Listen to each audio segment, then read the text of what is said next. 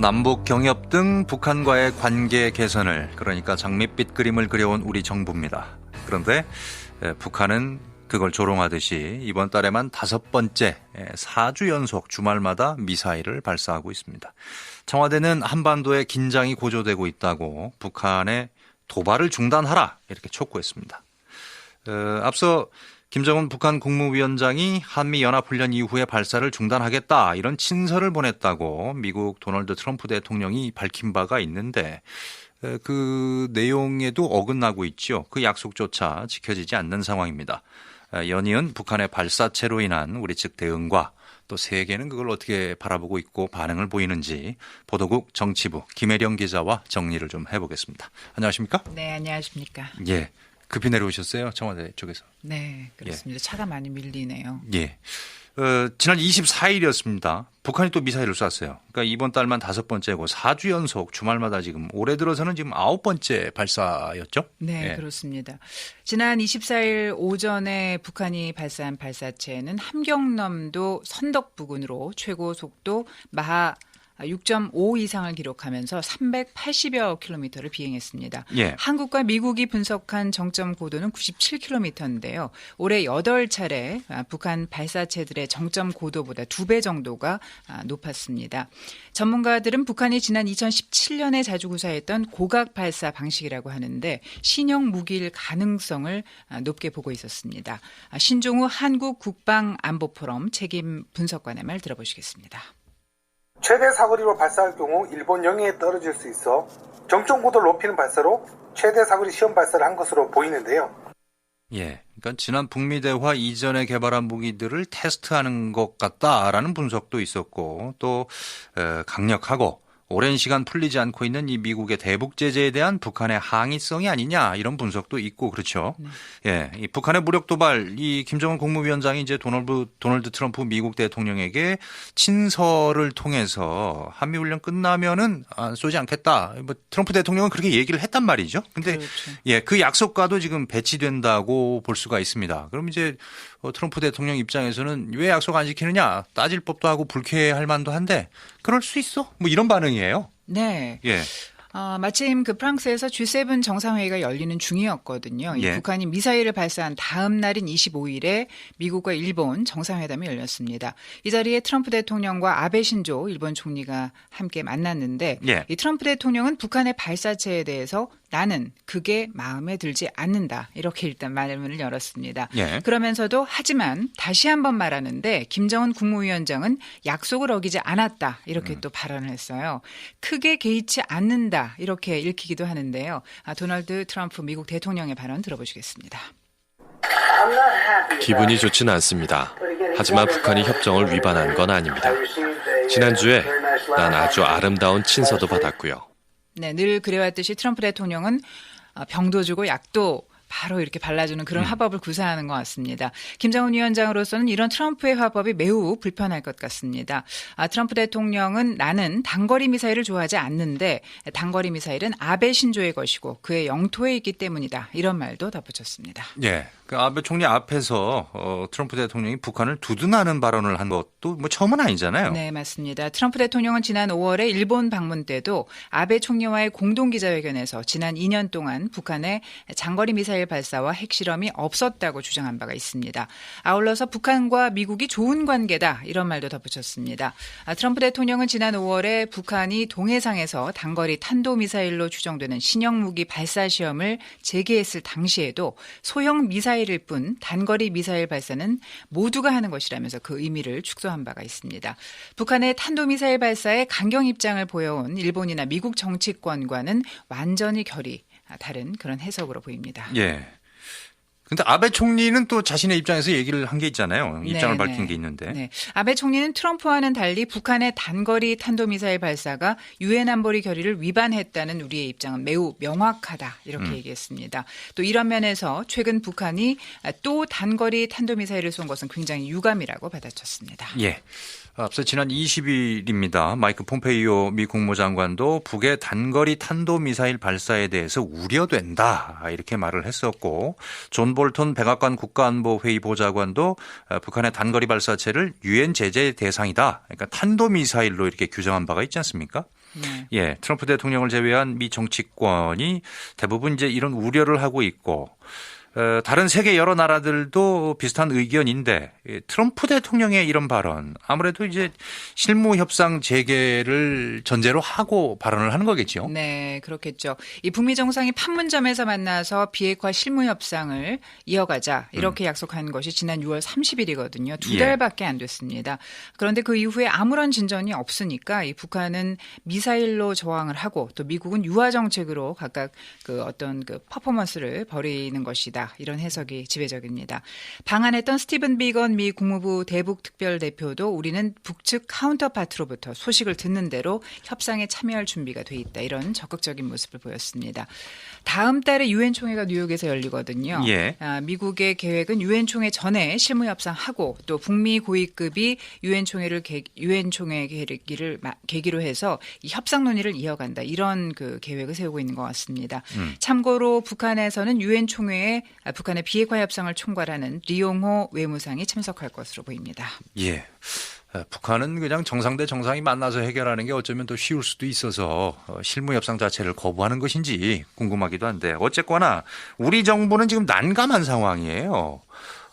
문재인 대통령이 그동안 이제 국내 북한 문제에 대한 뭐 따가운 시선이 있었음에도 불구하고 북한과의 관계에 상당히 공을 들여왔고 인내심을 가지고 꾸준히 지금 대화를 해왔는데 북한의 도발이 이렇게 계속 주말마다 계속되다 보니까 이게 상당히 좀 매우 곤혹스럽지 않을까 싶어요. 그렇죠. 예. 24일 저 미사일 도발에 대해서 청와대는 어떤 입장입니까? 네, 청와대는 한미 연합훈련이 끝난 후에도 북한이 발사체를 발사한 것에 대해서 강한 우려를 표했습니다. 군사적 긴장 고조 행동을 중단하라고 촉구했는데요. 예. 특히 당시 일본이 우리보다 먼저 북에 미사일 관련 보도를 내보내기도 했기 때문에 이에 대해서 청와대는 현 정부 들어서 북한 미사일 발사 때 일본으로부터 정보를 받아서 분석에 활용한 적은 단 한 번도 없다고 잘라 말했습니다. 청와대 핵심 관계자는 일본으로부터 우리가 가지고 있는 정보보다 가치 있는 정보를 받은 적이 없다면서 우리 정보와 한미 정보당국이 분석한 정보만으로도 충분하다고 재차 강조했습니다. 예. 지소미아 종료로 인한 안보 공백 우려가 없다는 뜻도 밝혔습니다. 지난 2016년 11월 지소미아 체결 이후에 최근 그 종료까지 한일 양국이 정보를 주고받은 것이 모두 29번인데요. 우리 정부가 지소미아 유지를 검토했던 이유는 정보의 실효성 때문이 아니라 한일 간 공조 차원이었다고도 설명을 했습니다. 청와대는 북한의 발사 사실을 일본이 우리 정부보다 먼저 발표한 것 역시 지소미아 종료와는 무관하다. 몇 번이나 선을 그었습니다. 예. 중요한 것은 이제 이 북한의 입장인 거잖아요. 네. 북한은 미사일 발사체를 쏘면서 어떤 태도를 보이고 있는가 이런 것도 좀 살펴봐야 될 것 같은데 우선은 대대적인 성공 자축을 하는 모습을 지금 보이는 것 같습니다. 네, 예. 북한의 조선중앙통신은 24일 전례 없는 기적을 창조했다 이렇게 크게 보도를 했습니다. 예. 그래서 우리나라 언론에서는 그야말로 대놓고 자랑한다 이런 보도까지 나왔거든요. 예. 국방과학기술자들과 군수공업 부문의 노동계급이 나라의 국방력 강화에서 중대한 의의를 가지는 그 세계적인 최강의 우리식 초대형 방사포를 연구 개발했다 이렇게 선전을 했습니다. 예. 이 과정에서 김 위원장이 이 초대형 방사포의 개발, 정형 그러니까 상황을 파악하고 시험 사격 명령을 내린 것으로 알려지기도 했습니다. 조선중앙통신은 또 사격을 통해서 초대형 방사포 무기체계의 모든 전술 기술적 특성들이 계획된 지표들에 정확히 도달했다는 것이 검증됐다고 강조했습니다. 초대형 방사포 무기 체계의 거대한 전투적 위력을 보시며 기쁨을 금치 못하시었습니다. 초대형 방사포라는 얘기가 지금 처음 나오는 얘기인 것 같은데 제가 듣기로는 말이죠. 네. 예, 북한의 단거리 발사 이후에 사실상 이게 그러니까 미사일급 방사포라고 해석들을 하고 있죠. 네, 그렇습니다. 지난달 31일과 이달 2일에 시험 발사한 북한의 단거리 발사체에 대해서는 대구 경주 종방사포라고 밝혔거든요. 예, 대구경 조종 방사포요. 예. 24일 발사한 발사체가 이것과 외관이 비슷해 보인다고 합니다. 신종우 한국국방안보포럼 선임 분석관입니다. 중국도 이제 400mm 대구경 방사포 같은 경우는 사거리가 400km 정도 날아갑니다. 이보다 구경이 더 커졌다면 우리 남한 전역이 또 사정권이 될 수 있는 방사포를 북한이 개발을 했다고 볼 수가 있죠. 기존 방사포의 개량형일 수도 있는데요. 초대형이라고 이름이 붙여진 데다 첫 시험 사격이자 세상에 없던 무기라는 점을 강조한 만큼 지금까지 선보인 미사일과 방사포 3종 세트와는 다른 무기 체계일 가능성을 배제할 수 없다는 겁니다. 김동엽 경남대 극동문제연구소 교수입니다. 사거리라든가 고도가 달라졌기 때문에 조금 다르긴 한데 이것이 완전히 다른 메커니즘을 갖고 있는 것이 아니고 버전을 좀 업그레이드한 게 아닌가라고. 네, 발사체의 최고 속도가 마하 6.55 이상으로 미사일급으로 빨라진 것도 주목되고 있습니다. 방사포는 단거리 미사일보다 탄두가 작아서 파괴력은 떨어지는데 특정 목표를 향해서 다량으로 발사되기 때문에 방어는 보다 어렵다고 합니다. 예. 한편 김 위원장은 지난 24일 우리의 힘을 우리가 요구하는 수준으로 끌어올리기 위한 구람 없는 공격전을 벌려서 적대 세력들의 가중되는 군사적 위협과 압박 공세를 단호히 제압 분쇄할 우리식의 전략 전술 무기 개발을 계속 힘있게 다그쳐 나가야 한다. 이렇게 말하기도 했습니다. 사실상 그동안 문 대통령과 트럼프 대통령과의 만남에서 김 위원장이 한 약속이나 밝힌 내용과는 그런 별개의 태도와 발언들이 계속 나오다 보니까 우려되지 않을 수가 없습니다. 예. 북한은 좀 도발을 계속하고 있고 중국과 러시아도 군사행동을 강화하고 있고 우리나라를 둘러싼 이 주변국들의 안보 상황들이 지금 변화가 심해요. 변화무쌍합니다. 이에 따른 이제 최근의 안보 상황이나 국제정치적인 배경, 대응 방안들 이런 것들을 또 살펴보지 않을 수가 없는데 어떻습니까? 네, 지난 20일에 한미연합 군사연습이 마무리가 되는데요. 예. 이 훈련은 앞서서 밝힌 바와 같이 전시작전 통제권 행사를 위한 한국군 역량평가가 주된 목적입니다.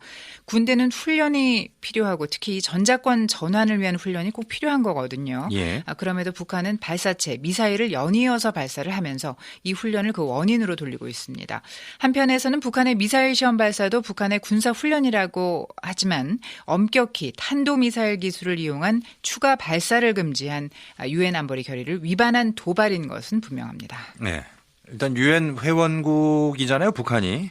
근데 유엔의 그러니까 국제사회의 결의를 어긴 것이고 오히려 이제 말도 안 되는 엉뚱한 주장을 하고 있다. 이런 거지 않습니까? 또 북한의 미사일 시험 발사 이런 얘기도 있어요. 다가올 비핵화 협상 대비용이다. 이런 거. 요걸 좀 명확해지고 있다고요? 네, 그렇습니다. 미사일은 전략 자산이기 때문에 대부분의 국가는 시험 발사 내용을 되도록 공개하지 않거든요. 예. 이에 반해서 북한은 미사일 발사 때마다 관련 사진을 공개하고 홍보하고 있는데 이것이 바로 그 북미 회담장에서 상대방을 압박할 카드로 활용하려는 수단이라는 증거라는 겁니다. 예.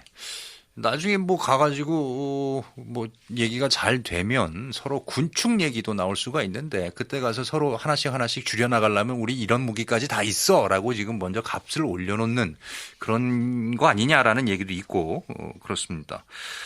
근데 이제 그 북한 발사체들이 군사적으로 얼마나 위협적인가? 라고 하는 부분에 대해서 일부 과장이라는 좀 해석도 있는 것 같아요. 네, 뭐 반대 입장도 이렇게 들어봐야 되니까요. 예. 그 위협이라는 해석도 이렇게 있고 또 미사일 방어 체계로 요격이 불가능하다 이런 진단도 있습니다. 예. 북한 미사일이 낙하하는 과정에서 다시 하늘로 솟구친다고 하는데 방향 조정 날개를 이용해서 튕겨나가는 형태라는 겁니다. 이 탄도 궤적을 변형하기 때문에 요격이 어려워지지만 오히려 이후에 낙하 속도가 급격하게 떨어져서 요격이 용이해지는 측면도 있다는 의견도 있고 고요. 예. 서로 다른 해석들이 엇갈리고 있습니다. 예. 지금 미국에서는 이제 북한뿐 아니라 러시아와 중국, 이란 등을 잠재적 적들로 표현한 그런 보고서까지 나왔는데요. 특히 이 북한에 대해서는 탄도미사일 관련 판매에서 수많은 나라의 원천이 됐다. 이 점을 지적하지 않았습니까? 네. 현재 시간으로 어제였습니다. 미국의 소리 VOA 방송에 따르면 존일 국장은 최근 발표한 2019년 국장의 그 비전과 의도라는 제목의 보고서에서 잠재적 적들이 지속적으로 상당한 미사일 역량 개발에 집중하고 있다고 밝혔습니다. 그러면서 러시아, 중국, 북한, 이란을 지목했습니다. 특히 북한에 대해서는 중국과 이란, 시리아와 더불어서 옛 소련 시절부터 러시아와 관련 단체로부터 공격 미사일 타격 지식과 기술을 제공받았고 중국의 관련 단체들도 북한과 이란 등의 미사일 개발을 지원해 왔다. 이런 점을 지적했습니다. 북한이 탄도미사일 관련 판매에 있어서도 그 수많은 나라의 원천이 된 점, 현재도 심각한 확산 위협이 되고 있다는 점도 강조했습니다. 예. 트럼프 대통령이 27일에 G7 정상회의에서 북한의 잠재력을 거듭해서 강조했습니다. 철도 얘기도 하고 뭐 그랬죠. 만일 기회를 날려버린다면 북한과 김정은 위원장에게 좋지 않을 것이다.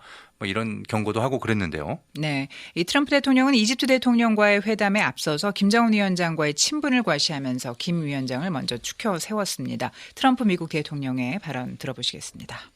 누가 또 엄청난 잠재력을 가졌는지 아세요? 북한입니다. 김정은 위원장이고요. 네, 이어서 중국과 러시아에서 한국을 방문하려는 사람들은 항공편을 이용해야 하지만 북한을 통과하는 철도를 부설하는 등 여러 교통편이 연결된다면 엄청난 잠재력을 꽃피울 수 있을 것이라고 말했습니다. 또 김 위원장도 자신의 잠재력을 잘 알고 있고 자신이 발전된 북한의 지도자가 될 수 있을 것으로 보고 있다고도 말했습니다. 그러면서 핵을 포기하면 밝은 미래가 있을 거라고도 했습니다. 트럼프 대통령입니다. 북한이 이런 기회를 날리고 싶어 하지 않는다고 생각합니다. 왜냐하면 이것을 날리면 좋지 않기 때문입니다. 예, 그런가 하면 이제 영국과 프랑스, 독일은 한 달 새 세 번째로 유엔 안보리 비공개 회의를 열고요. 북한을 압박했는데 북한의 불량 행동 간과될 수 없다. 강하게 경고를 했네요. 네, 마이크 폼페이오 미국 국무장관의 발언 먼저 들어보시겠습니다. 북한의 불량 행동은 간과될 수 없음을 인지하고 있습니다. 외교 정책에 직면한 도전 과제로 이란, 중국, 북한을 사례로 꼽았는데 그러면서도 협상을 염두한 듯이 제재에 대한 직접적 언급은 피했습니다. 폼페이오 미국 국무장관입니다. 올해 초 바르샤바에서 60개국 이상을 소집해 중동으로부터 발발한 미국에 대한 위험을 줄이기 위해 노력했습니다. 북한의 비핵화를 위해 국제적 지원을 촉진했습니다. 네, 이런 가운데 영국과 프랑스, 독일은 유엔 안보리 비공개 회의를 열어서 북한 이슈를 다뤘습니다. 공동 성명을 통해서 북한의 의미 있는 협상에 나서라고 촉구를 했는데요. 유리겐 슐츠 유엔 주재 독일 부대사는 북한의 반복되는 도발은 안보리 결의 위반이라면서 북한은 완전하고 검증 가능하며 돌이킬 수 없는 비핵화를 위한 구체적 조치를 취해야 하고 미국과 유의미한 협상에 나서야 한다고 강조했습니다. 북한은 트럼프 대통령과 김정은 위원장의 6월 30일 합의대로 미국과의 의미 있는 협상에 나서기를 촉구합니다. 예, 무엇보다도 이제 전쟁을 겪었잖아요, 우리나라가. 북한의 이런 도발에 상당히 위협을 느끼고 불안해할 수밖에 없는데 어때요? 네, 학계나 시민사회에서는 평화적 수단에 의한 평화나 대화를 통한 상호 위협 감소 같은 주장도 내놓고는 있습니다. 예. 하지만 북한의 도발은 향후 대미 핵 협상에 있어서 이 단거리 미사일 카드를 최대한 활용하겠다는 의도를 드러낸 것이기 때문에 이것은 즉 한반도 위기관리 주도권이 자신들에게 있다. 이런 것을 과시한다라고밖에 볼 수가 없겠습니다. 그래서 다시금 군사 전략 증강의 중요성이 대두가 되고 있는 거죠. 그래서 우리도 보다 강한 군대와 튼튼한 안보가 뒤따라야 한다라는 그런 의견이 많습니다. 예, 보도국 정치부 김혜령 기자와 북한의 연이은 미사일 도발에 대한 국내외 분위기 살펴봤습니다. 고맙습니다. 네, 감사합니다.